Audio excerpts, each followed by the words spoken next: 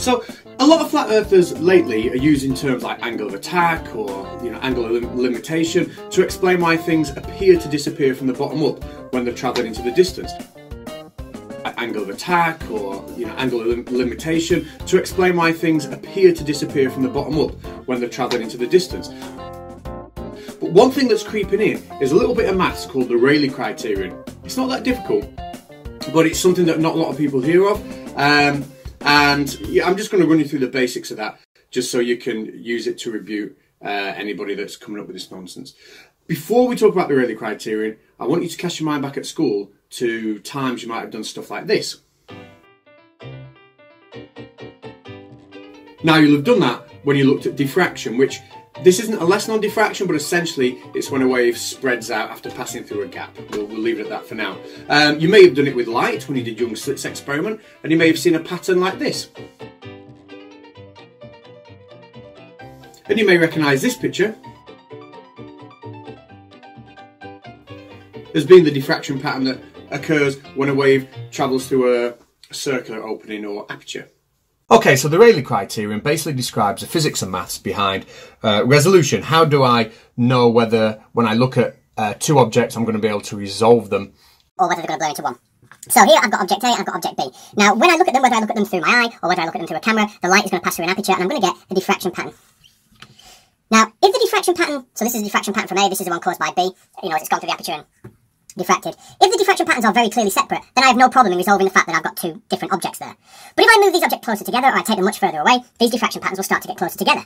Now, there is a limit to how close they can get before I actually can't tell them apart anymore. And that limit is when the central peak of one sits directly on top of the first minima, if you like, the first minimum of the next. Now, if they get any closer than this, I cannot resolve them as being two objects. They are one object, as far as my eye is concerned. Now, there is a viewing angle associated with this. I'm going to call this theta min. So how do I calculate the minimum viewing angle I need? I'll put this in some context later on. Well, if I have the diffraction patterns in this position here, then this viewing angle, theta min, will be calculated by 1.22 lambda, lambda being the wavelength of light. Now, obviously, it will be an average of the wavelength of light because different colours have different wavelengths. So 1.22 lambda divided by d, which is the diameter of the aperture of the camera or your eye. Now what that means is what we already all know, that if I increase the diameter of the camera, if I get basically a bigger lens, then the viewing angle is reduced. And what that means is I can resolve two objects that are close together better. I have a better resolution. I'm going to get a better picture from the same distance if I have a bigger lens. And we know that. So what's this got to do with things disappearing from the bottom?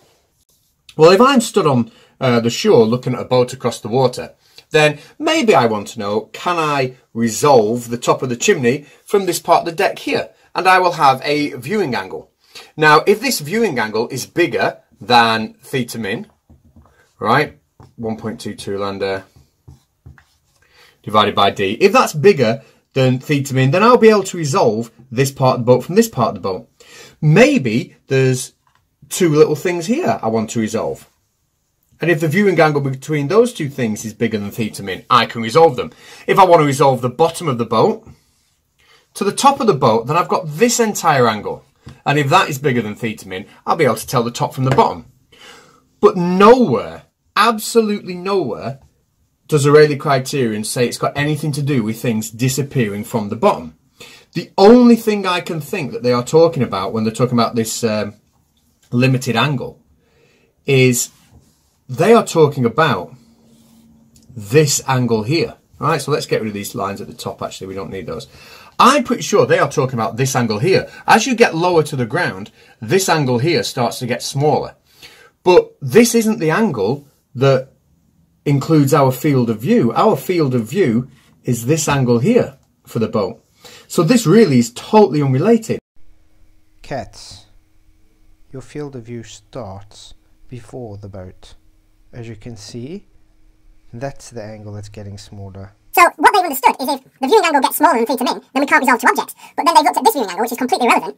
They've flat-arded it, and then suddenly thought that if I get lower and lower and lower, I can't see the bottom of the boat. And it's a complete misapplication, and it makes absolutely no sense whatsoever. So if anyone tries to bring up the Rayleigh criterion with you, at least you understand it. Good luck in explaining to them why they're wrong, because we all know they'll never admit they are. Bye-bye. Well, Catz, let me shatter your reality a bit with the actual demonstration of showing bottom-up obstruction thanks to diffraction limit, the limited angle. This is a 9 meter long spray booth. The floor is horizontal and flat.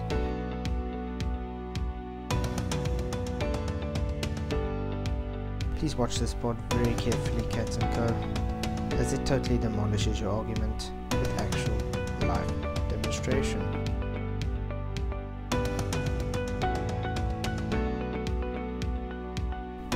It's gone, and it's coming up, and what do you know?